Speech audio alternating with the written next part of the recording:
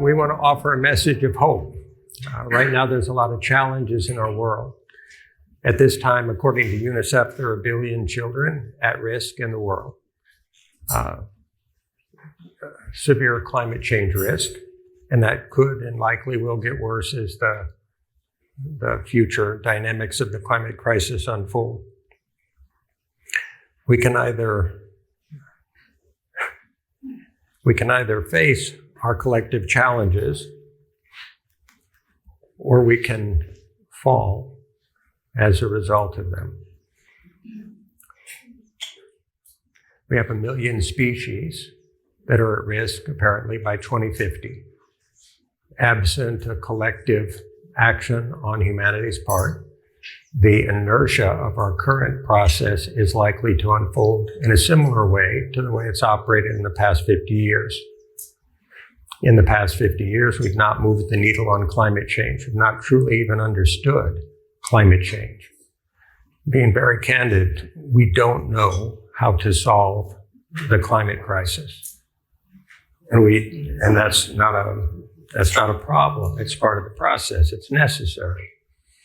If we don't accept that that's true, we can't solve it because we'll be busy assuming we understand it.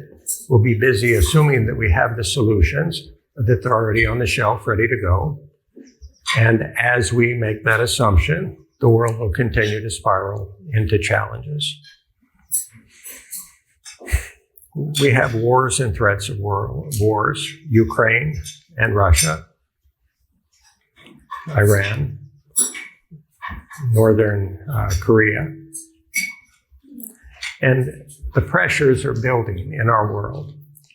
And absent some mechanism and process of reconciling those pressures and reconciling humanity to the natural world and humanity to humanity, they are likely to build.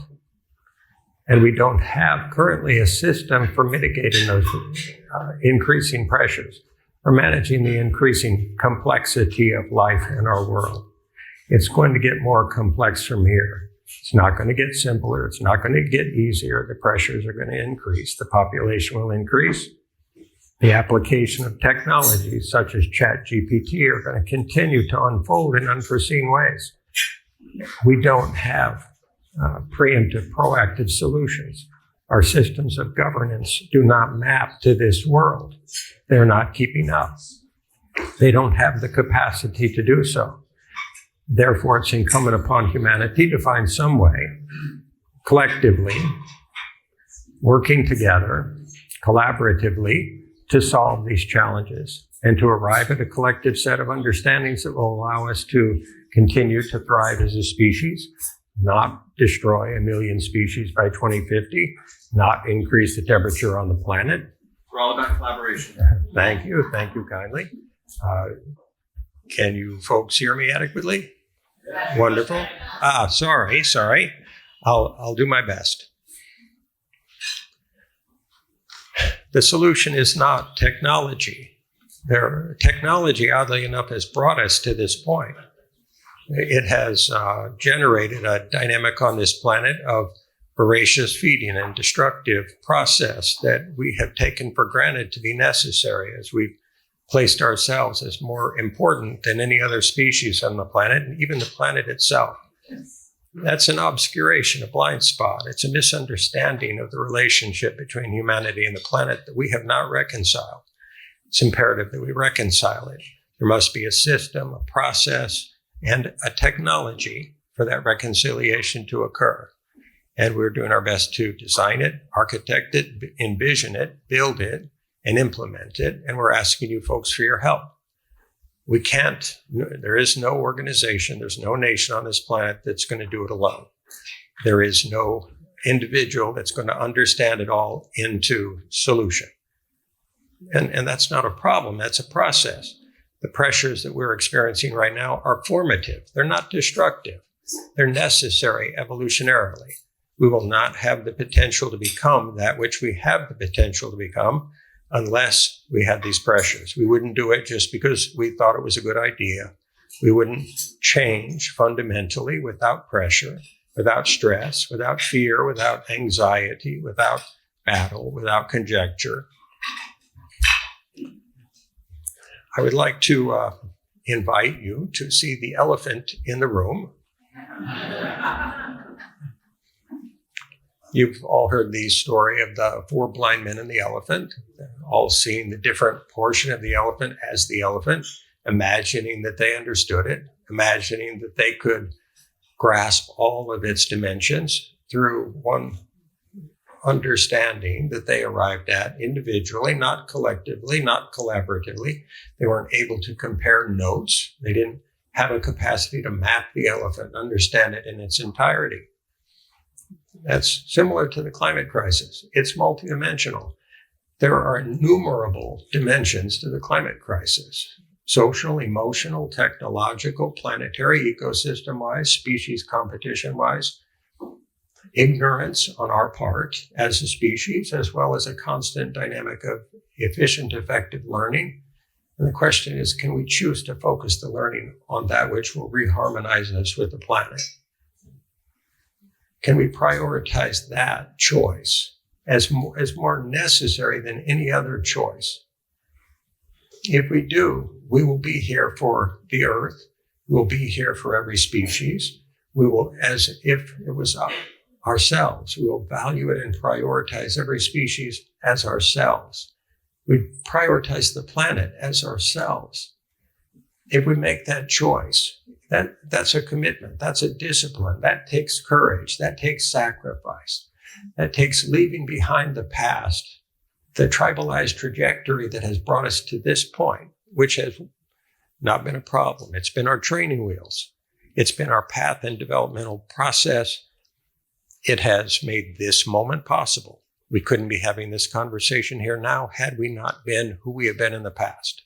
Whether that was violent or negative or destructive or selfish or insane or cruel or harsh or insensitive, non-empathetic, non-compassionate, unconscious. Oddly enough, that's no mud, no lotus, no challenge, no problems, no consciousness, no capacity for unconditional love. And without unconditional love, without collaboration, without service intention, without the discipline and the spiritual maturity to serve all as equals, every human being on the planet as equal to every other human being, and every species as equal to every human being, and the planet itself as equal. If we don't find it within ourselves to approach this challenge, this opportunity, then we may fall backward as a species. We may have a loss of significant life on the planet, in addition to the other species, and in addition to damaging the planet. That is not something that all human beings are cognizant of or have the capacity to hold as an understanding in their system from moment to moment, decision to decision, relationship to relationship, communication to communication. That's not been our way. We get busy. We have goals, we have desires, we chase after egoic intentions, resonance with political system, tribalized dynamics of competition, fighting, misunderstanding, fear, mistrust, distrust, projective misunderstanding that keeps us from learning from each other as one. To realize we are one. We've always been one. We can't not be one. We can imagine that we're not. We can experience that we're not. We can pretend that we're not. We can fear being one with everybody. Everyone else. We can fear that, or we can embrace it. We can hurl ourselves courageously and vulnerably into our realization of conscious oneness and collaboration. And if we do, we will serve everyone and everything beautifully, wonderfully, courageously, graciously, honorably, integrously, and respectfully. And that's necessary. There will not be a moment in human history like this one, and there won't be a moment in human history where those superordinate values are not vital. It just won't happen. And thank heaven. Without that being the case, what would be the formative crucible for our species that would be brilliant and beautiful enough to nurture the soul process of every human being? So it's an honor to get to talk with you. It's an honor to get to recognize that your soul's brought you here, that you have conscious understanding and care, that there is meaning in this for you that is endless. This isn't the end of the meaning, this conversation or this communication or the speakers. The brilliant speakers that are here today are going to offer you insight and understanding and wisdom and love and kindness and care. And this isn't the end of it. It doesn't end at 10 o'clock tonight. This hopefully is going to be a point and dynamic of long-term connection, increasing, growing shared understandings, arrived at collective wisdom that could not be arrived at were we not realizing ourselves as a community, a conscious community, as one, as all valuable, as all necessary. I have all sorts of things I'm supposed to tell you in addition to these things. So I need to get with the program. So no matter what the elephant in the room, no matter what direction you look at it from, you can't see all of it. Isn't that amazing? And isn't that a sort of magical thing that human beings get to experience? Always something new, always some new dimension of life that we had no idea existed until we experience it. And then we might imagine that new dimension of life is all that there is again until we experience a new dimension. So this system, the Phoenix system, we're intending that it be designed to offer humanity all of the different views of the elephant at the same time, all of the different views of the climate crisis, and the solutions. If we look at the climate crisis not as a problem, it's not wrong, it's not bad, it's not something we did, it's not something that shouldn't have happened. It is a school book. It's a map, a roadmap to consciousness. It's a roadmap to shared love. It's a roadmap to courageously learning to care about each other no matter what the challenges, no matter what our fears, no matter what our imaginings, no matter what our history. We are intending that this system not be a technological platform, not it be the latest, glitziest expression of technology, that it be a space for meeting, that it be a round table for humanity to meet each other as equals on, to honor each other, to learn about each other, and to teach each other.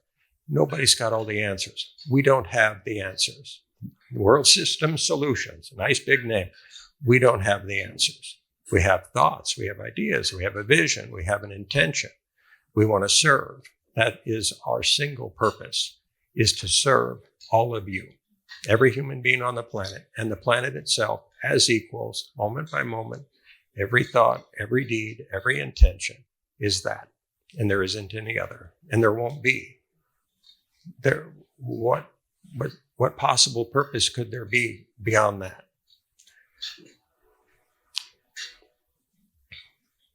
We will discuss more elephants dimensions later in this conversation and hopefully connect dots. There's so many different dimensions of life that are not seen to be fully interrelated and just different facets of the same diamond, and they are. And if we can offer through this platform that understanding of life to all human beings, they will honor each other. Peace will reign. War will end. Hunger will end because people will take the time and the effort to understand the pain and suffering of others so clearly, so precisely, so comprehensively that they won't allow it. They won't sit by and allow the world to be hungry. They won't allow a process of the haves and have-nots to occur because they will understand so well to proactively take action. And it's our intention that this platform will allow for that collaborative, collective action to occur. Right now, the world is fragmented. Nations are fragmented. Cultures, religions, peoples, races, genders are fragmented. And we have been operating that way for a very long time. And that's not natural. That may be perceived to be natural, and it's not. Oneness is natural. Love is natural. Unconditional love is the most natural thing in the world. We can dial back, if you will, and unwind all of the history that's generated our current situation. We'd also like to say that in addition to the elephant that's in the room, that there are multiple elephants in our world that are not understood. The climate crisis is a very big elephant. It's very complex. It's very multidimensional. And it's also not a problem. It's a process. And there are many other challenges in our world that are interrelated. If we can't see how interrelated they are, if we can't see how hunger is interrelated with the climate crisis, or ignorance, or lack of education, or lack of equality, gender inequality, racial inequality, cultural inequality, division between religions, if we cannot understand that divided dynamic from which we've been operating for thousands or perhaps many thousands of years, we can't change it. If we can't accept it, we can't change it. That's true. A very simple statement. Anything that we cannot accept to be true, we cannot change. We can't be motivated as individuals or collectives to change that which we won't accept. If we gracefully, courageously, vulnerably accept whatever the truth is, doesn't matter what the truth is. If we accept it, we're empowered, we're freed, we're liberated, and we're able to love and care about each other no matter what. And that's an honor. It's always an honor. Right now, there are dynamics of technological development, corporate development, that have generated what we would term forever chemicals in the oceans and in every waterway in the world. There isn't a species on the planet that doesn't have long-chain carbon atoms in their bloodstream. They're carcinogens. We have chosen, perhaps unconsciously and unwisely, to allow this, to proliferate it, to want it, to desire it for whatever reason. And it's a problem that is now very challenging to resolve. We don't have a solution. We can develop the solutions. We'll only have the solutions if we commit to it, if we intend it, if we recognize that absent that intention, absent that commitment, we're going to have more and more pollution, more increase in temperature, more melting ice caps, more dying species. Only that commitment, that resolute, absolute commitment, and then following through on it and having a technological platform of some sort. It doesn't have to be ours. We would be happy if there's any platform that does this. Absent a delivery system for solutions, absent a delivery system for knowledge, understanding, wisdom, support to people's lives so that they have enough bandwidth to learn, to change, to grow, to heal as individuals and collectives. If we don't offer that to the world, in our currently challenged world with so many people who are in such pain, innumerable people in such pain, without reconciliation, without solution, if we don't offer that platform, if we don't commit to doing so, if we don't apply technology for good, AI, for example, ChatGPT, you might be familiar with, incredibly powerful technology. How will it be used? Will it be utilized to make money? Will it be utilized to have power? Will it be utilized to influence the children of this current generation and future generations? Will it damage their capacity to love themselves and each other and care, make wise decisions, distract them into an incapacity to pay attention more than 8 to 12 seconds, so to speak, on any topic? Or will it teach them, support them, educate them, empower them, enlighten them, serve them? It's a choice. How we make that choice is vitally important. Our current systems of governance do not do that. They cannot keep up with technology. It operates in the dark. It's then manifest, It does what it does to the current generation of children in our world. It has caused untold suffering. It's not, and this is the paradox of it. It's not wrong. It's not bad. It's not terrible. It is a process of creativity that humanity has generated, and it's been misapplied. Right now, our adaptive technologies, those that have made it possible to have this meeting, this building, the cars that we drove here in, the communications on Zoom or on the internet, all of those technologies are based on a non-sustainable foundation. Every one of them. How deep must we be willing to cut, to change? How deeply must we be committed if we're going to generate sustainability and reroute humanity in the planet? That's required. It's not optional. Rerouting humanity, harmonizing humanity is vitally important. So, social media algorithms are problematic. Thousands of years ago, the Romans lined their aqueducts with lead. It worked very well. It held water.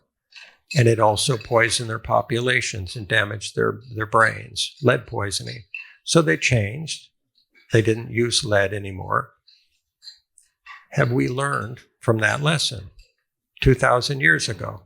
Have we learned not to pollute our water tables? Have we learned to ensure that no matter what chemicals and no matter what manufacturing processes we utilize, it will not result in the poisoning of our children? Right now, there are numerous people in our world, if you took a blood sample, you'd find particulate plastics in their blood. What are the implications of that? And this is just the beginning. This is accelerating. Can we get ahead of it? Can we design and define a system and a platform that will allow us to understand ourselves and our world so well that we can turn away from the precipice, we can turn away from the challenges, we can turn away from the pain that we're creating in our future? We have the capacity to do so. The question is, can we consciously collaborate together? Learn from each other, serve each other, honor each other enough to say we must design, define, build, architect, and implement a different path. Thank you. So right now, there could be $5 trillion per year spent on the climate crisis. For the next 30 years. Is that money going to be spent for profit? Is it going to be spent to make more money? Or is it going to be spent to solve the climate crisis? How important is that question? How big an obscuration on the consciousness of humanity is there in that question? In the WSS, we have a three-pronged strategic approach. Youth, empowerment and education, women's empowerment and education, and diversity empowerment and education. Our world is imbalanced. If we don't define and design and implement a system of governance in our world, a system of social process and relational process where men and women are recognized equals, always, in every dimension of life, and where we are determined to affect that, women in leadership and men in leadership, in a balanced, wise, caring, conscious way. This is a terrifically challenging thing. Have women been mistreated for thousands of years, disempowered, dismissed, not honored, not respected? How do we turn the herd of humanity from that destructive path and process?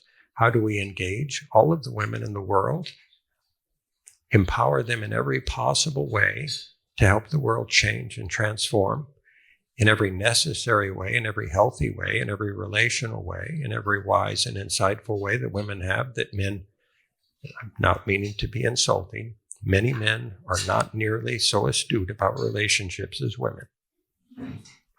I say that from personal knowledge and understanding and experience. And how do men in our world create a space intentionally, willfully, in a committed way for women to be supported and honored, educated, respected, empowered in every possible way, to be equal in every dimension of life, in every dimension of business, in every dimension of government, and thus the world benefit as a result. The whole world, the whole issue, as far as we see it, that we're facing right now is about relationship, our relationship to the planet, our relationship to each other, our relationship between nations.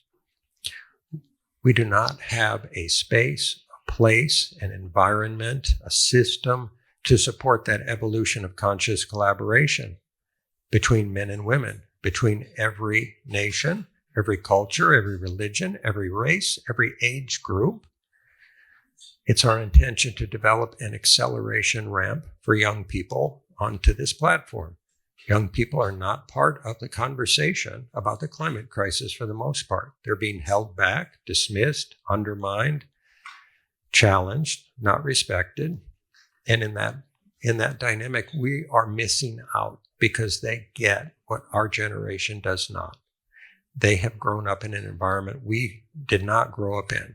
They have learned lessons we have not learned. We can't even hear the lessons that they have to offer us. We can't understand them. It's like they're speaking a different language, and they feel we're speaking a language different from them. There's a schism, a chasm, a gap that must be closed.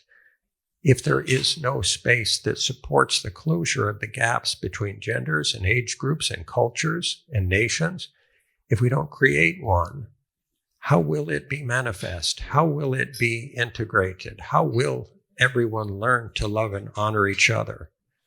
If we don't have a place to develop prototypes, models, ideas, conversation, a trustworthy environment, a safe environment, not like social media today, by the way, not like Facebook or TikTok or YouTube. We're not talking about any of that. No manipulation via algorithms, no utilization of people's personal information.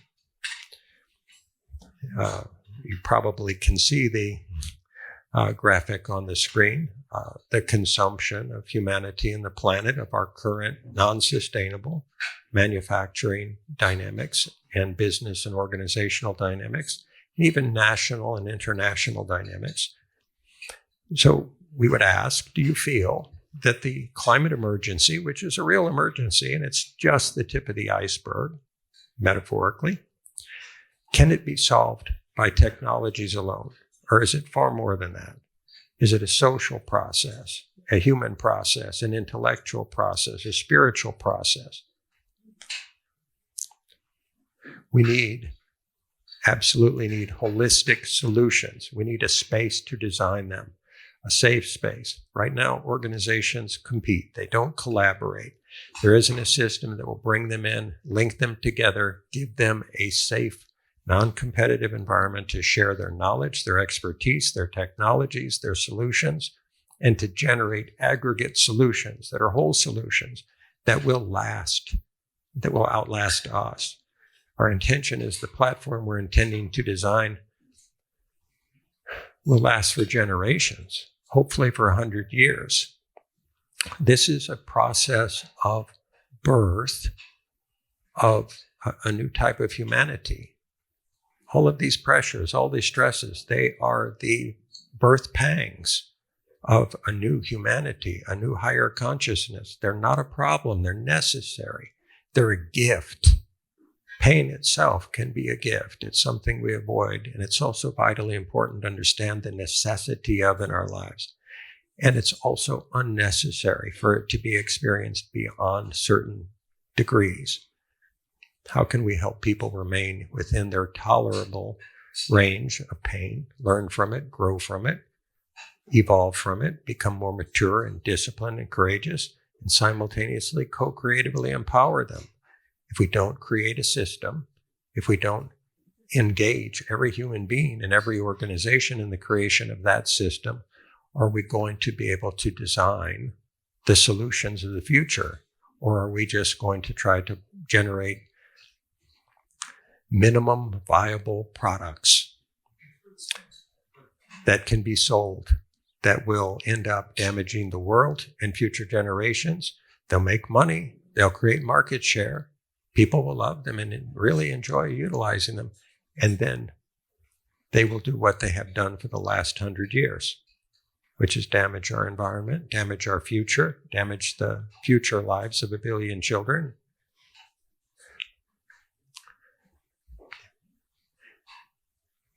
Multidimensional global problems need holistic solutions. If we could go to the next slide. This is our challenge. We're in a tug of war globally. People want modernity. They want profit. They want comfort. They want to be and feel safe all the time. And that has generated the environment we live in right now. It's generated all of the wonderful manufactured goods that we experience and utilize every day. And simultaneously, it's not sustainable. We can't continue. We're going to be required to dial down our consumption in this world. We cannot continue to have more. We cannot continue to be motivated to have more. It won't work. Some folks in Stanford have determined that we would require 5 Earths worth of resources to bring everybody in the world into modernity. It's not going to happen. There are folks who are promulgating AI as the solution to everything and saying, oh, you won't have to work. Everything will be fine. There won't be any problems anymore. And they'd like to sell that to you. Is AI necessary in our world? Yes. Can we solve the climate crisis without it, without technology? No. Is it necessary that it be applied wisely? Yes. It's our intention that this platform, instead of allowing current AI algorithms to operate like the Wild West and damage us and keep us distracted from being able to affect governance in the world, that we create a platform in which the global community develops AI together in a global commons paradigm so that we can have safe, trustworthy, dependable AI that serves humanity and doesn't escalate or accelerate our destructive tendencies. And we do have them. We have to regenerate the world. We have damaged it. It's not able to sustain itself. This learning that we will all arrive at by regenerating the world will serve humanity. It'll serve our attainments as souls. We will evolve. Without it, we wouldn't evolve in very necessary ways because we'd be busy doing what we want, having what we want, enjoying what we want, while the world burns. Next slide. So, nobody can solve the climate crisis by themselves. No nation, the United States, will not solve the climate crisis, nor will China, nor will India, no nation. No race, no gender, no age group. Nobody's going to do it on their own. No corporation is going to solve it. No CEO of any corporation is going to solve the climate crisis. Nor do any of them really intend it, because if they're a fragmented effort, it's not a collaborative, integrated, orchestrated, holistic effort. How can it solve? How can it be solved by any individual effort? Currently, we operate as fragments rather than coming together, working together, sharing information, expertise, knowledge, capacity. Organizations are not designed to work together. We're designing this platform to bring together organizations in constructive, effective, efficient ways, to apply all necessary resources in the time we have available. In our view, we have approximately 7 years to take necessary, substantive global action.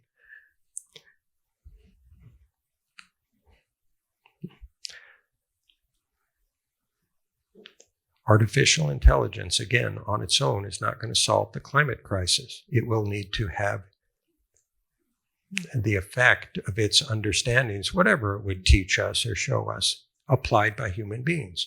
we would all be required to change. Every nation, every organization, every people would still be required to change. It might offer us a recipe. It might offer us a roadmap or a strategy or information or understandings we couldn't arrive at on our own. That's fantastic. And then we will have to follow through. We'll still be required to face our fear of fundamental change, which is endemic in humanity. The people who will solve the climate crisis, those who are willing to comprehensively change, learn, and teach each other a new way of life on this planet, and then live it, walk the talk, deal with the pain, deal with the discomfort of change, deal with not having what we want, caring more about the children in the future, caring more about the planet than we care about having what we want or having more of what we have already. Again, we want to, via our platform, fast track empowerment, education, and support and funding for women, youth, diverse populations. The world is half women.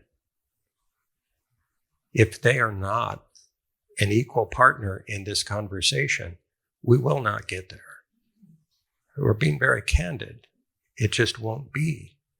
How could we possibly get to a collective solution with half the population not involved?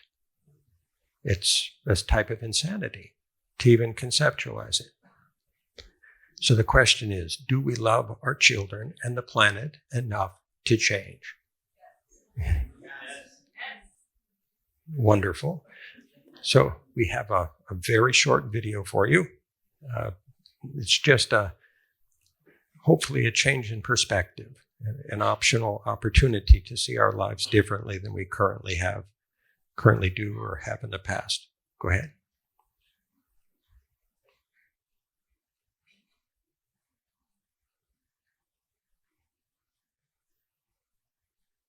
I know the video's out there somewhere.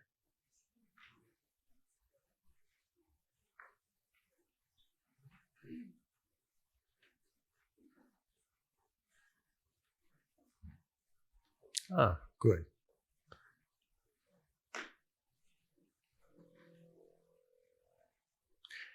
In our world, we all have identities. Everyone's got an identity. They feel that's who they are. They don't recognize themselves as immortal souls. They're completely identified with what they've been, what they've thought, what they felt, what they've experienced, what their relationships are. We are world citizens. We can't not be. We may deny it. We may not want to look at it. We may focus to the point of obscuration of all the rest of the impact on our world, and still we are. So the question is, can we hold that as a collective consciousness, our realization of our oneness, as well as our citizenship of the world, our accountability for being citizens of the world? It's a challenging process. It requires education, modeling, support, arrived at understandings that we don't as of yet have as a species. And there's got to be a conversation. There's got to be a supportive platform. There's got to be a delivery system for the birthing of humanity 2.0.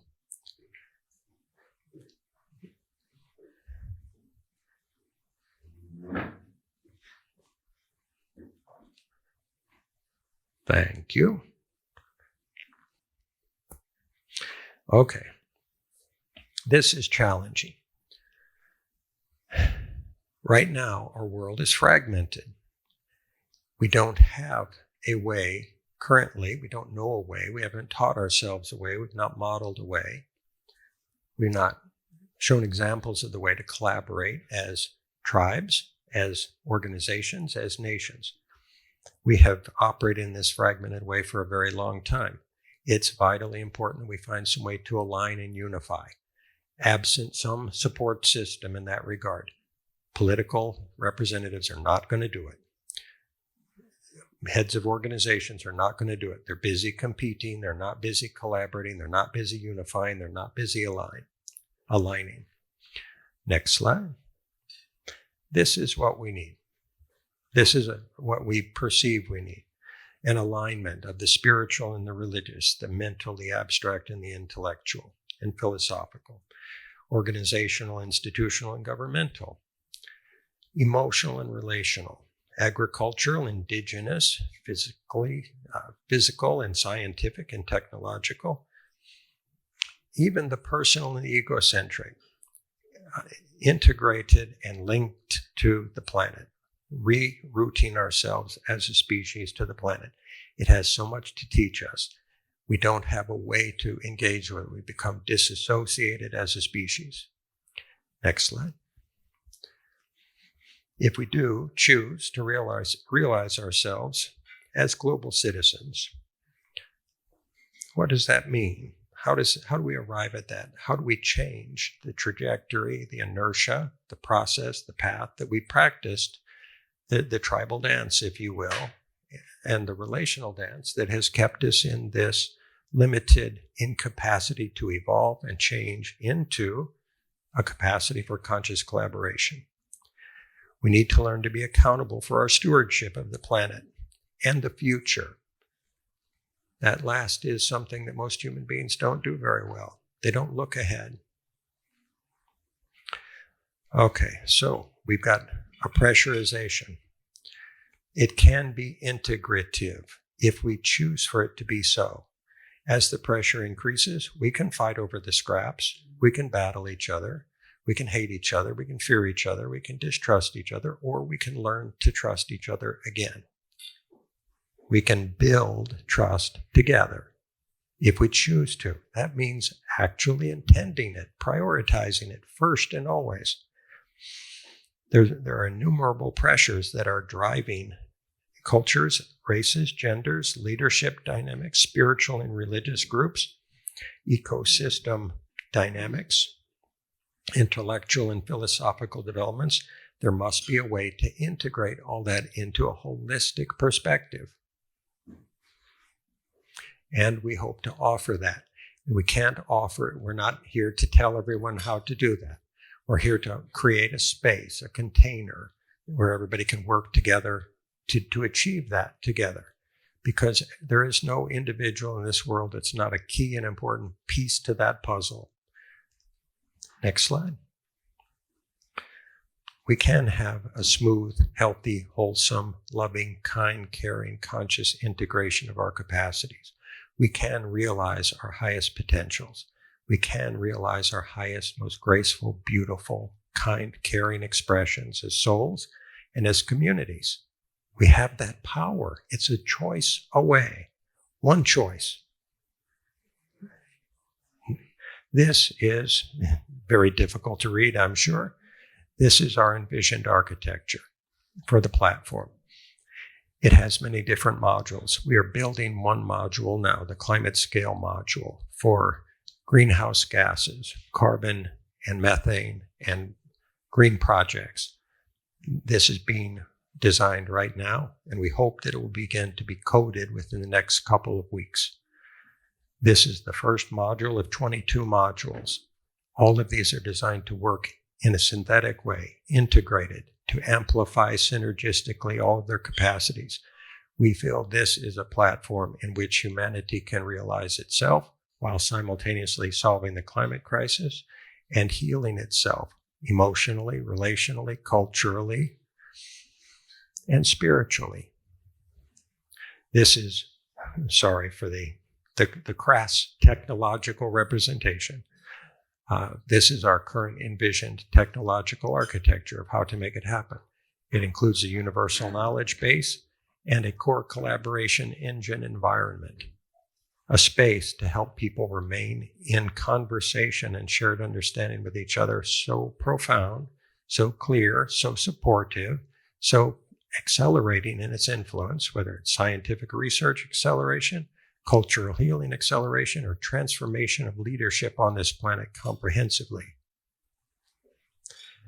Our leaders are brilliant, they're caring, they're loving, and as of yet, they don't have a way to solve the climate crisis. They don't have a way to unify. So we hope to offer that, and we want to thank you for listening. Thank you for being here. We hope this is to some degree fun. God bless you all. And thank you for your patience.